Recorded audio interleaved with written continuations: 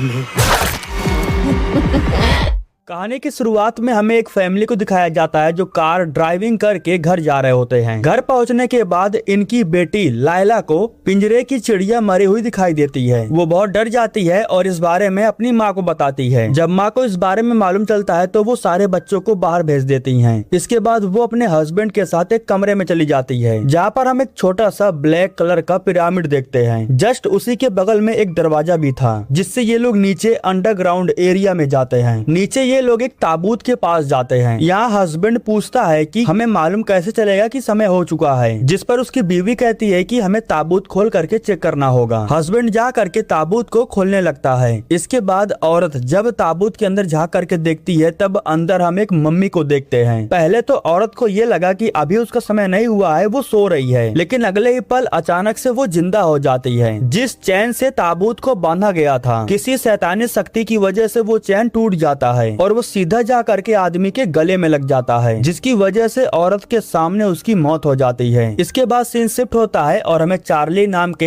एक आदमी को दिखाया जाता है। उसकी एक बेटी है जिसका नाम है केटी और बेटे का नाम है सेबेस्टियन। यहाँ हमें ये मालूम चलता है कि केटी अपने डैड को मोर्स कोड की भाषा सिखा रही होती है। अभी चार्ली उस चीज को सीख रहा था। न्यूज चैनल के जरिए हमें ये भी मालूम चलता है कि चार्ली एक रिपोर्टर है। इसके बाद हमें लेरिसा को दिखाया जाता है जो चार्ली की बीवी है। यहाँ पर हमें ये भी मालूम चलता है कि लेरिसा प्रेग्नेंट है। ये दोनों रोमांस कर रहे थे तभी इन्हें बच्चों के चिल्लाने की आवाज सुनाई देती है। बाहर जाने के बाद इन्हें मालूम चलता है कि दोनों बच्चे आपस में लड़ रहे थे। लेरिसा जल्दी से बच्चों को शांत करती है। दरअसल सेबेस्टियन केटी के डोल पर अपने पैरासूट का परीक्षण कर रहा था, जिसकी वजह से वो डोल नीचे गिर करके टूट गई। हालांकि इनके पिता डोल को अच्छे से जोड़ देते हैं, लेकिन फिर भी केटी बहुत नाराज हो जाती है। नाराज होकर के वो बगीचे में अकेले ही खेलने के लिए चली जाती है। तभी केटी को पीछे से एक औरत की आवाज सुनाई देती है। वो औरत केटी से कहती है कि मैं लायला की माँ हूँ। लायला उसकी बेटी थी जो केटी के साथ में खेलती होगी। केटी उससे पूछती भी है कि लायला कहाँ पर है, मुझे उसके साथ खेलना है, जिस पर वो औरत कहती है कि वो बीमार है इसलिए वो नहीं आ पाई, इसलिए उसने मुझे तुम्हारे पास मैजिक दिखाने के लिए भेजा है। ये औरत खुद को मैजिशियन बताती है। वो केटी को मैजिक करके भी दिखाती है जिससे वो इम्प्रेस हो जाती है। हर दिन की तरह आज फिर से वो केटी को चोकोबार देती है।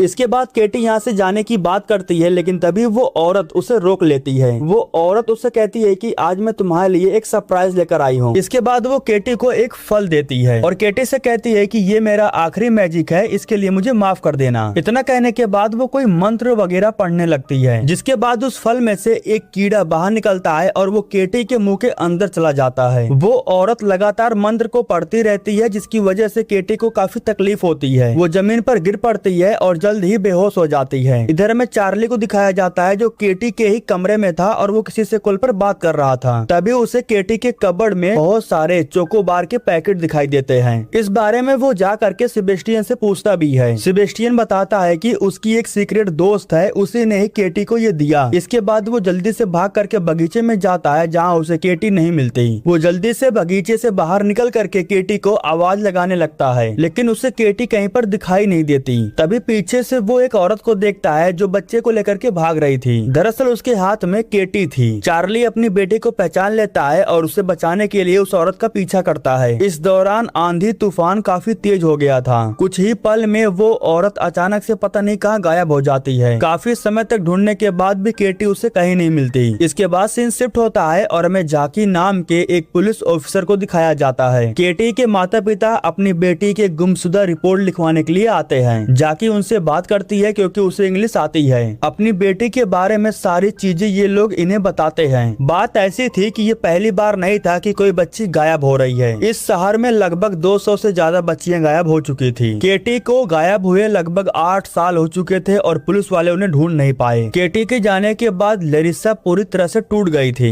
उसे सहारा देने के लिए उसकी माँ उसके घर पर आ करके रहने लगी थी। यहाँ पर हमें यह भी मालूम चलता है कि लेरिसा को एक बेटी हुई थी और वो भी अब 8 साल की हो गई है। उसका नाम मॉली है। केटी चली गई, इस बात का इन्हें बहुत दुख था, लेकिन अच्छी बात ये थी कि केटी के बदले में भगवान ने इन्हें एक और बेटी दे दिया। इसके बाद सीन शिफ्ट होता है और हमें एक लड़के को दिखाया जाता है जो अपने साइकिल की चेन ठीक कर रहा था। उसे नहीं पता था कि उसके पीछे कुछ दूर पर एक प्लेन क्रैश हो रहा है। हालांकि जब उसे इस बारे में पता चला तब वो क्रैश लोकेशन पर जाता है। प्लेन में 2 पायलट थे और वो दोनों को मरा हुआ पाता है। लाश को देख करके लड़का बहुत डर जाता है और जब वो यहाँ से निकल करके जाने लगता है तभी उसे एक ताबूत दिखाई देता है। ये वही ताबूत था जिसे हमने मूवी के शुरुआत में फैमिली के घर के नीचे देखा था। इसके बाद जब इस ताबूत के बारे में आर्कोलॉजिस्ट को मालूम चलता है तब वो इसे लेकर के जांच करने के लिए चले जाते हैं। ताबूत को खोलने के बाद इन्हें एक छोटी सी बच्ची दिखाई देती है जो मम्मी बन चुकी थी। उसके चेहरे पर से जैसे ही कपड़ा हटाते हैं तभी अचानक से वो जिंदा हो जाती है। उसके मुंह में से एक कीड़ा बाहर निकलता है और वो बहुत ही अजीब तरह से हिलने लगती है। इसके बाद हम चार्ली और उसकी फैमिली को देखते हैं जो बाहर पिज्जा खाने के लिए गए थे। तभी अचानक से चार्ली के फोन पर एम्बेसी की तरफ से कॉल आता है। ये लोग जल्दी से जाकर के जब कॉल को रिसीव करते हैं तब इन्हें बताया जाता है कि इनकी बेटी केटी जिंदा है और वो हमें मिल चुकी है। इतना सुनते ही लेरिसा बहुत खुश हो जाती है। ये लोग जब अस्पताल में जाते हैं तब डॉक्टर इन्हें बताते हैं कि अभी वो गहरे सदमे में है। शायद वो कई दिनों से अंधेरे में थे, इसलिए उसकी स्किन खत्म हो गई है। ट्रॉमा की वजह से उसे बार बार सदमा आ रहा है। वो बार बार बहुत अजीब चीजें दोहरा रही है। वो वापस से बिल्कुल ठीक हो जाएगी, बस तुम्हें उसका अच्छे से ख्याल रखना होगा। उसे देखने के बाद डरना मत, नॉर्मल बर्ताव करना। लगभग 3 से 4 सालों के बाद ये लोग वापस से अपनी बेटी को देख रहे थे। उसके शरीर का बहुत ही बुरा हाल हो रखा था। नाखून बड़े बड़े थे, स्किन फट करके सड़ रही थी। अपनी बेटी को इस हाल में देख करके लेरिसा को बहुत दुख होता है। आज भी ये केस जाकी के हाथ में ही था। वो इन्हें बताती है कि जिस ताबूत में हमें केटी मिली वो लगभग 300 से 400 साल पुराना है। इसी ताबूत में वो लगभग 3 से 4 साल तक बंद थी और इसके अंदर केटी को बंद करना ये कोई बड़ी बात नहीं थी। ऐतिहासिक चीजों की नीलामी होती रहती है और किसी चीज को गायब करने के लिए लोग ऐतिहासिक चीजों का इस्तेमाल ज्यादा करते हैं। चार्ली कहता है कि मुझे उसके बारे में जानना है जिसने मेरी बेटी का ये हाल किया। मैं चाहता हूँ कि तुम उस मुजरिम को पकड़ो। जाके इनसे वादा करती है कि वो मुजरिम को पकड़ लेगी। इसके बाद ये लोग केटी को लेकर के वापस घर आते हैं और उसे उसी के कमरे में लेकर के जाते हैं। पूरा परिवार केटी को देख करके बहुत खुश था। लेरिसा की माँ जीसस को मानने वालों में से थी। वो हर वक्त भगवान की प्रार्थना करने वालों में से थी। केटी के बगल में बैठ करके वो भगवान की ही प्रार्थना कर रही थी। तभी अचानक से केटी को पता नहीं क्या होता है, वो उस पर हमला कर देती है और फिर केटी का शरीर अजीब तरीके से टूटने लगता है। लेरिसा जल्दी से इंजेक्शन निकाल करके केटी को लगा देती है जिसकी वजह से केटी नॉर्मल हो जाती है। डॉक्टर ने एक इंजेक्शन दिया था केटी को लगाने के लिए जब वो आउट ऑफ कंट्रोल होने लगे। इसके बाद चार्ली बेसमेंट में जाता है और फोटोज की मदद से ये पता लगाने की कोशिश करता है कि आखिर उसकी बेटी के साथ हो क्या रहा है। और सच बात तो यही था कि जो उसकी बेटी के साथ हो रहा था उसे नजरअंदाज करना थोड़ा मुश्किल था। लेरिसा इन सब चीजों को नोटिस नहीं कर रही थी क्योंकि वो एक माँ है। बच्चा कैसा भी हो, माँ कभी भी शिकायत नहीं करती। उसे भी अपने बच्चे से कोई शिकायत नहीं था, लेकिन ये भी तो जानना जरूरी था ना कि आखिर बच्चे के साथ ये सब कुछ हो क्यों रहा है। केटी को सुलाने के बाद लेरिसा भी उसके साथ में सो जाती है। जब कुछ समय के बाद चार्ली कमरे में जाता है तब वो देखता है कि केटी बेड पर नहीं है। इसके बाद ये लोग केटी को हर तरफ ढूंढने लगते हैं। जब ये लोग दीवार के उस साइड देखते हैं तब इन्हें केटी अंदर दिखाई देती है जो इनसे भाग रही थी। ये लोग केटी को अपने पास बुलाते हैं लेकिन केटी जैसे इन्हें देखती है तो वो दूर भागने लगती है। दीवार के ऊपर केटी को एक बिच्छू मिलता है जिसे लेकर के वो खाने लगती है। जब वो उस बिच्छू को निगलने वाली थी तभी चार्ली उसे पकड़ लेता है। लेरिसा जल्दी से मुंह में हाथ डाल करके बिच्छू को बाहर खींच लेती है। तभी अचानक से केटी के मुंह में से पानी के जैसा बहुत ही अजीब तरल पदार्थ गिरने लगता है। अगले दिन से फिर से सब कुछ नॉर्मल करने के लिए चार्ली अपने दोनों बच्चों को स्कूल छोड़ने चला जाता है। वो सेबेस्टियन से कहता भी है कि केटी की तबीयत बहुत खराब है, हमें बिल्कुल नॉर्मल बर्ताव करना होगा ताकि सब कुछ फिर से ठीक हो सके। इधर लेरिसा और उसकी माँ केटी की साफ सफाई कर रहे थे। लेरिसा जब उसके नाखूनों को काटने की कोशिश करती है तब वो काफी टाइट थे, लेकिन फिर भी वो जबरन उसके नाखूनों को काट करके निकालने लगती है। लेकिन तभी गलती से उसके पैरों की स्किन ही निकल जाती है, लेकिन इससे केटी को कोई तकलीफ नहीं होती है। अब वो बात अलग है कि वो माँ और बेटी पर हमला करके यहाँ से भाग जाती है। मौके पर चार्ली भी घर आकर के पहुँच जाता है और वो जल्दी से घर में चारों तरफ जा करके केटी को ढूंढने लगता है। वो केटी को नीचे के साइड में किचन की तरफ जाता हुआ देखता है। जब वो किचन में जाता है तब वो देखता है कि केटी अपने पैरों को बहुत ही बुरी तरीके से चोट पहुंचा रही थी। इसके बाद वो जल्दी से केटी को पकड़ लेता है। इसके बाद लेरिसा उसके जख्मों पर मलहम पट्टी करती है। केटी की हरकतें देख करके चार्ली कहता है कि हमें कुछ दिनों के लिए उसे कहीं और शिफ्ट कर देना चाहिए, लेकिन ये बात सुन करके लेरिसा को बहुत बुरा लगता है, क्योंकि वो एक माँ है और वो नहीं चाहती है कि उसकी बेटी को उससे अलग किया जाए। लेरिसा गुस्सा हो जाती है और वो चार्ली से कहती है कि तुम्हें कोई हक नहीं है, मैं अपनी बेटी का ख्याल रख सकती हूँ। इसके बाद वो कमरे में चली जाती है और अपने केटी से बात करने लगती है, लेकिन केटी कोई जवाब नहीं देती है, बल्कि वो उसके मुंह पर थूक देती है। लेकिन लेरिसा को बुरा नहीं लगता है, वो सोचती है कि चलो कुछ तो किया।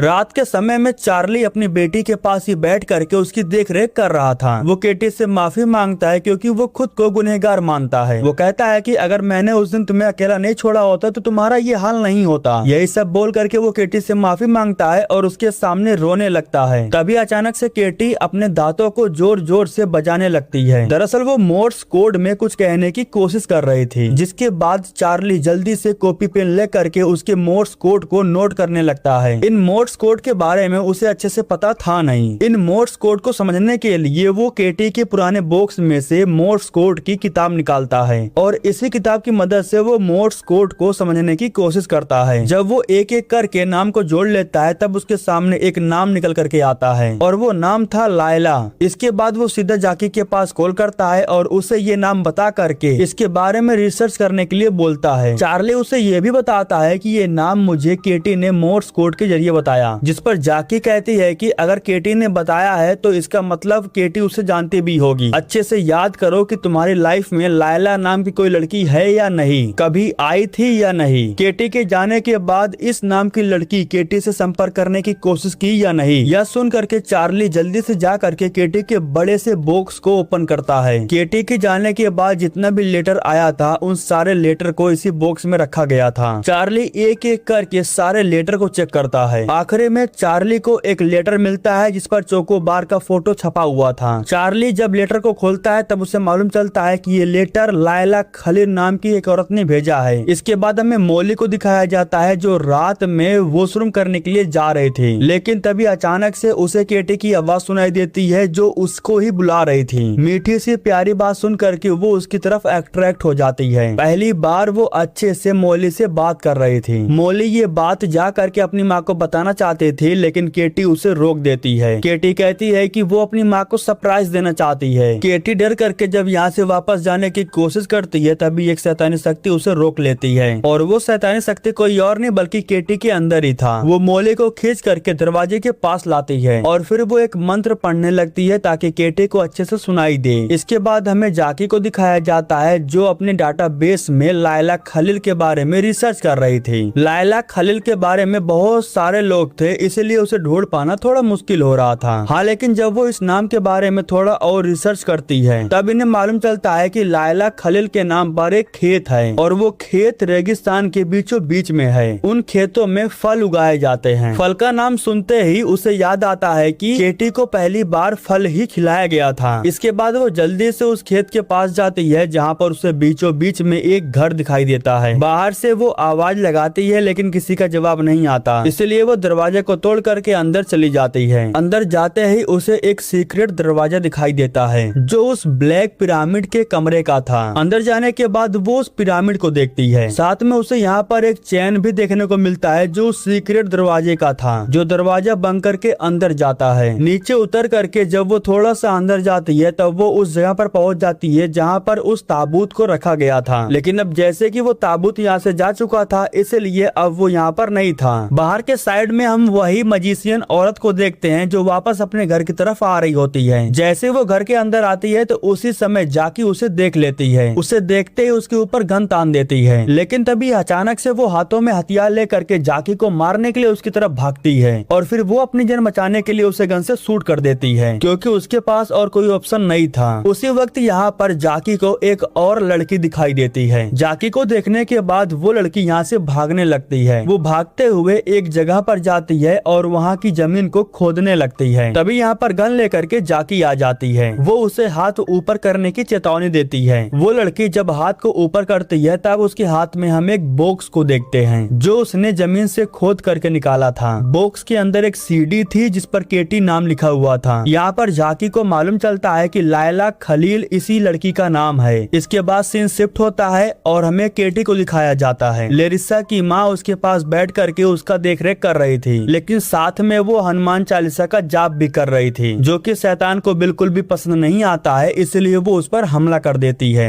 उसके हाथ को काटने के बाद वो उसे जमीन पर गिरा देती है। इसके बाद केटी अजीब तरीके से हंसने लगती है और उसका गला लॉकेट से कसने लगती है। इसके बाद केटी उसे फूंक मार करके खिड़की से नीचे फेंक देती है। खिड़की टूटने की आवाज सुन करके जब लेरिसा कमरे में आती है तब उसे मालूम चलता है कि नीचे गिर करके उसकी माँ की मौत हो चुकी है। इसके बाद सीन शिफ्ट होता है और हमें जाकी को दिखाया जाता है जो केटी के सीडी को देख रही थी। सीडी में वही मजिशियन औरत थी जो अपनी लैंग्वेज में कुछ बोल रही थी और उसकी लैंग्वेज जाकी को समझ में नहीं आता, लेकिन सीडी में जो उसने देखा वो देखकर उसके होश उड़ जाते हैं। उसे बहुत गुस्सा आता है। वो लायला के पास जाकर के उस सीडी के बारे में पूछने लगती है, लेकिन तभी लायला उसे अपनी जीभ दिखाती है। तब जाकर के उसे मालूम चलता है कि लायला बोल नहीं सकती। यहाँ जाकी को मालूम चलता है कि लायला मजिशियन की बेटी है। बड़ी कोशिश करने के बाद लायला बोलती है, लेकिन फिर भी उसका जुबान लड़खड़ा रहा था। वो बताती है कि उसने सच बोलने की कोशिश की, इसलिए उसकी माँ ने जीभ काट दिया। तभी जाकी उससे कहती है कि मुझे उस टेप के बारे में सब कुछ जानना है। तुम सबकी वजह से एक बच्ची की जान खतरे में है। इसके बाद लायला उस टेप में जो कुछ भी हो रहा था उन सब को वो एक कागज पर लिख देती है। फिर जाकर के जाकी को भी समझ में आ जाता है कि वे लोग सीडी में क्या क्या कर रहे हैं, और वो सब जानने के बाद उसके तो होश उड़ जाते हैं। ये सारी बातें बताने के लिए वो बार बार चार्ली के पास कॉल कर रही थी, लेकिन उसका कॉल उठ नहीं रहा था क्योंकि चार्ली के घर पर फ्यूनरल का प्रोग्राम चल रहा था। लेरिसा की माँ की मौत हो गई थी, इसी वजह से वो बहुत दुखी थी। दुख उसे इस बात का था कि उसकी बेटी ने ही उसकी माँ को मार डाला। इन्हीं सब की वजह से उसने अपनी बेटी को कमरे में कैद कर दिया था। दरवाजे पर ताला मारने के बाद भी चार्ली कमरे के बाहर बैठ करके देखरेख कर रहा था। तभी चार्ली के पास सेबेस्टियन आता है जो अपने पिता से कहता है कि माँ बुला रही हैं। इसके बाद वो लेरिसा के पास चला जाता है उससे बात करने के लिए। लेरिसा उससे कहती है कि अब मैं उसे देखना नहीं चाहती हूँ, उसे मेरे से दूर लेकर चले जाओ, वो मेरी बेटी नहीं हो सकती है। इधर सेबेस्टियन सीढ़ियों के पास बैठ करके जब अपनी बहन की देखरेख कर रहा था तभी उसे अपनी बहन की आवाज सुनाई देती है। उसकी बहन उसे बुलाती है और मदद करने के लिए बोलती है, लेकिन सेबेस्टियन उसकी एक भी बात नहीं सुनता है। वो वापस अपने कमरे में चला जाता है, जिसके बाद केटी लकड़ी के फर्श को ही तोड़ देती है। यहाँ मोली उसे देखती है और देख करके स्माइल करती है, जिसका साफ मतलब यही था कि उसने मोली पर अपना जादू कर दिया है। इसके बाद मोली अपनी दादी के पास जाती है और उनके मुंह में से दांत को निकाल करके अपने मुंह में लगा लेती है। यह देख करके एक पल के लिए लेरिसा बहुत डर जाती है। उस समय मोली एक आदमी पर हमला कर देती है। वो उस आदमी के ऊपर चढ़ करके उसे नोचने लगती है। दरअसल ये सब कुछ केटी जानबूझ करके मोली से करवा रही थी। सबका ध्यान मोली के ऊपर था, जिसकी वजह से केटी को मौका मिल जाता है। वो जल्दी से नीचे आती है और ताबूत के अंदर जा करके बॉडी को खाने लगती है। इससे भी ज्यादा खौफनाक मंजर देखने को मिलता है। लेरिसा की रूह कांप जाती है। इसके बाद केटी को काबू में करने के लिए ये लोग उसे कमरे में बंद करके कुर्सी से बांध देते हैं। कमरे में ठीक उसके सामने चार्ली बैठा हुआ था जो उसकी देखरेख कर रहा था। इस दौरान हमें यह भी मालूम चलता है कि केटी ने सेबेस्टियन को भी अपने काबू में कर लिया है। वो बार बार अपने माथे को बेड पर पीट रहा था। इसके बाद हमें जाकी को दिखाया जाता है जो चार्ली से बात करने के लिए वो घर पर ही आ जाती है, और यहाँ पर वो इन सब को वो सीडी भी दिखाती है। वो औरत सीडी में जो बोल रही थी वो इन्हें समझ में नहीं आ रहा था क्योंकि उसकी लैंग्वेज अलग थी। इसलिए जाकी खुद वो सारी बातें इन्हें बताती है। वो बताती है कि ये लोग मम्मी को जगाने की प्रक्रिया कर रहे हैं। ये इनका खानदानी रीति रिवाज है जो वर्षों से चला आ रहा है। ये वीडियो ये लोग इसलिए बना रहे हैं ताकि आने वाले समय में इनके खानदान का कोई भी सदस्य जब इस वीडियो को देखे तो उन्हें पता चले कि एक मम्मी बॉडी में से शैतान को निकाल करके नई बॉडी में कैसे ट्रांसफर किया जाता है। इस वीडियो में हम साफ साफ केटी को देख पाते हैं। दरअसल ये लोग शैतान को केटी के बॉडी में ही ट्रांसफर करने वाले थे। केटी को इसलिए चुना गया था क्योंकि जितनी कम उम्र रहेगी उतना ही शैतान की उम्र ज्यादा बढ़ेगी। केटी की बॉडी को उस मम्मी के सामने करने के बाद वो अचानक से जिंदा हो जाती है। इसके बाद वो शैतान मम्मी के बॉडी से निकल करके केटी के बॉडी में चली जाती है। इस तरह से ये प्रोसेस करने के बाद शैतान को एक नई बॉडी मिल जाती है। इसके बाद ये लोग केटी को उस ताबूत में बंद कर देते हैं। दूसरी तरफ हमें मालूम चलता है कि सेबेस्टियन केटी की हेल्प कर रहा है। उसकी हेल्प ले करके केटी खुद को आजाद कर लेती है। लेरिसा और जाकी दोनों ही दरवाजा खोलने की कोशिश कर रहे थे लेकिन नहीं खुलता। केटी अपने असली रूप में आ जाती है और उसे जैसे ही मौका मिलता है तो वो चार्ली पर हमला कर देती है। वो चार्ली को नोचने लगती है। जाकी उसे बचाने के लिए जाती है, तभी केटी उसे धक्का दे देती है। वो सीढ़ियों से नीचे गिर करके बेहोश हो जाती है। इसके बाद वो लेरिसा को भी धक्का दे करके नीचे गिरा देती है। मौका मिलते ही चार्ली केटी को पकड़ करके जोर से नीचे गिरा देता है। उसने जानबूझ करके केटी को दबा रखा था। ऐसा करने से वो शैतान उसके शरीर से बाहर निकलता है और वो चार्ली के अंदर चला जाता है, जिसके बाद चार्ली बेहोश हो जाता है। लेकिन इसके बाद केटी बिल्कुल ठीक हो जाती है। चार्ली को ताबूत में बंद करके रखा गया था। केटी हर समय अपने पिता के पास ही रहती थी